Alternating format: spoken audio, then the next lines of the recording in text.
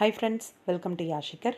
நம்மளோட Vijay TV heroine புதுசாக ஒரு ப்ராஜெக்ட் வந்து கமிட் ஆகி நடிச்சிட்ருக்காங்க. என்ன சீரியல் என்ன அப்படின்றத பற்றி கன்ஃபார்மாக தெரியலை. ஆனால் யார் என்ன அப்படிங்கிறத பற்றி மட்டும் இந்த வீடியோவில் பார்க்கலாம். கண்ணே கலைமானே அந்த சீரியலில் வந்து ஹீரோயினாக பண்ணியிருந்தாங்க பவித்ரா. இவங்க தான் அப்கமிங் ஷூட்டிங் லொக்கேஷன்லேருந்து ஒரு சில பிக்ஸ் எல்லாம் வந்து ஷேர் ஆகிருந்துச்சு. ஷூட்டிங் லொக்கேஷனில் தூங்குற மாதிரியான ஒரு பிக்கு. அதே மாதிரி அந்த டீமோட, அதாவது அவங்க புதுசாக ஒரு சீரியல் பண்ணுறாங்க இல்லையா, அந்த சீரியல் டீமோட சேர்ந்து ஒரு பிக்கை வந்து ஷேர் ஆயிருந்தது. காரில் வந்து இருக்காங்க.